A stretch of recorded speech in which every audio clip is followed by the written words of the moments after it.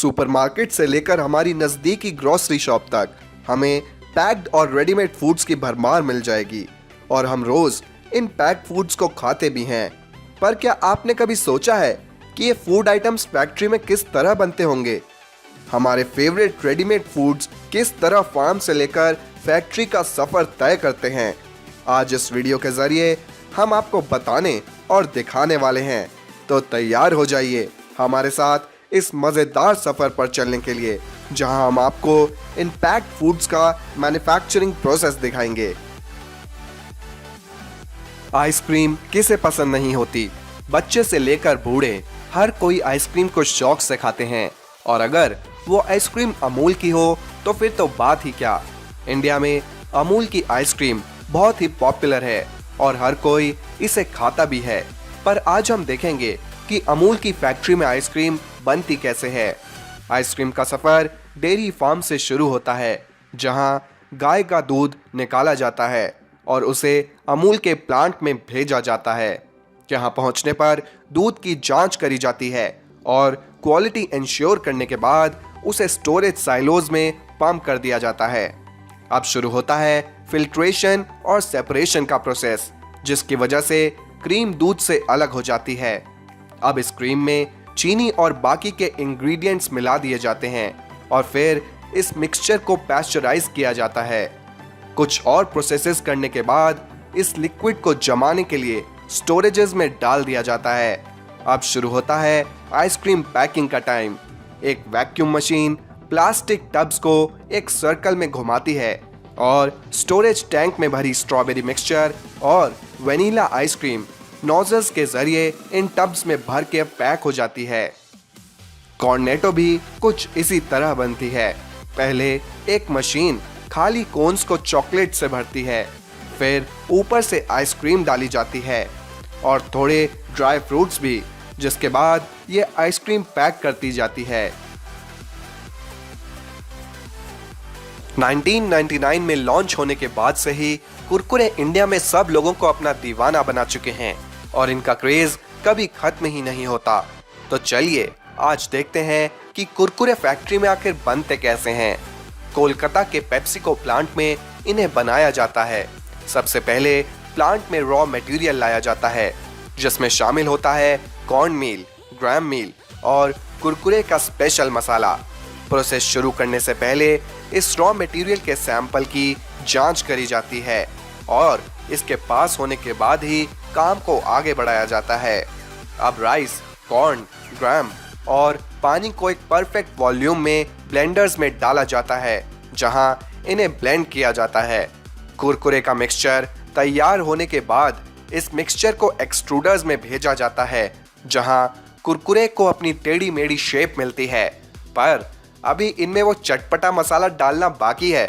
एक conveyor belt से गुजरते हुए ये कुरकुरे जब आगे बढ़ते हैं तो इनको फ्राई करा जाता है और फिर निकलने के बाद एक टम्बलर में डालकर इनमें मसाला मिक्स किया जाता है, जिसके बाद ये पूरी तरह से खाने को तैयार हो जाते हैं।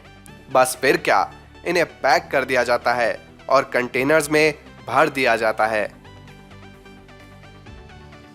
ये है ऑस्ट्रेलियन हैंडमेड कैंडी, जिसे बनाने का प्रोसेस बहुत ही इंटरेस्टिंग और टेस्टी है। शुरुआत होती है चीनी को पानी में मिक्स करके उसे 160 डिग्री पर बॉईल करने से। उसके बाद इस लिक्विड को एक ट्रे पर डालकर उसमें कलर और फ्लेवर मिलाया जाता है। अब आप सोच रहे होंगे कि आपकी फेवरेट कैंडी में वो ग्लिटरी कलर और शाइन कैसे आती है। एक्चुअली इस शुगर मास को जब ट्रे पर ठंडा होने के लिए रखा जाता है, तब उसमें बबल्स फॉर्म होते हैं और इन बबल्स को फैक्ट्री वर्कर्स अपने हाथ से स्ट्रेच करते हैं, जिससे कैंडी को मिलती है एक ब्यूटीफुल शाइन।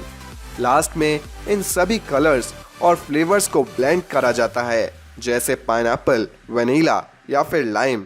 इसके बाद इस गर्मा गर्म कैंडी को स्ट्रेच करा जाता है और इसकी लंबी लंबी स्टिक्स बना ली जाती हैं।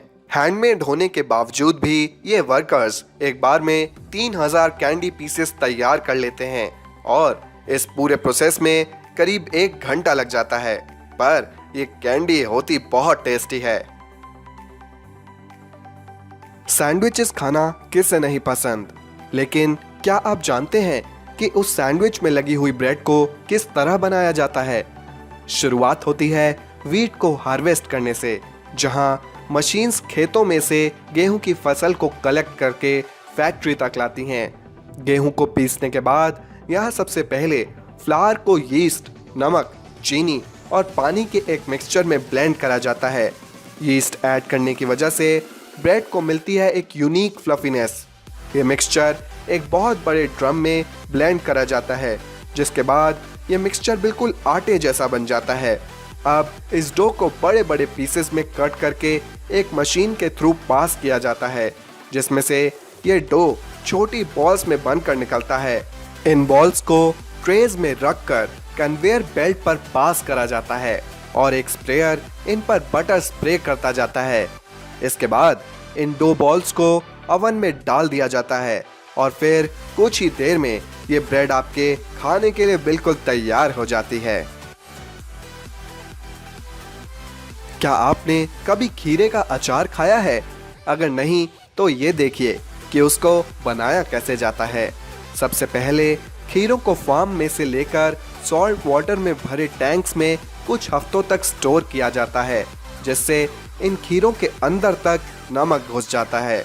इस पिकल को दो तरीकों से बनाया जाता है। एक में तो इनको पतले स्लाइस में काट दिया जाता है और दूसरे में इन कुकुम्बर्स को वर्टिकली स्लाइस करके सीधा जार में फिल कर दिया जाता है। कस्टमर्स अपनी पसंद से किसी भी तरह का पिकल ले सकते हैं। इस कटे हुए खीरे को कन्वेयर बेल्ट से गुजारा जाता है और फिर इन्हें ग्लास जार्स में भर दिया जाता है। अब इन जार्स को मशीन आगे बढ़ाती जाती है और इनमें भरती जाती है वो पानी जिसके लिए ये अचार जाना जाता है। इस पानी में अपना एक अनोखा टैंगी टेस्ट होता है। जार्स को सील करके इन्हें पैक कर दिया जाता है और इसी तरह से ये प्रोसेस पूरा हो जाता है। तो दोस्तों, आज आपने देखा कि आपके फेवरेट पैक्ड फूड्स किस तरह फैक्ट्री में बनाए जाते हैं। अगर आप और भी पैक्ड फूड्स का मैन्युफैक्चरिंग प्रोसेस हमारे चैनल पर देखना चाहते हैं तो कमेंट्स में लिखकर हमें ज़रूर बताइएगा। और अगर आपको हमारी ये वीडियो पसंद आई और आप आगे भी हमारे चैनल पर इसी तरह की कमाल की वीडियोस देखना चाहते हैं तो आज ही हमारे चैनल द फ्रिंगो को सब्सक्राइब करके साथ में बनी बेल बटन को भी ज़रूर दबाएं। मिलते हैं आप सभी से हमारी अगली वीडियो में, तब तक के लिए धन्यवाद।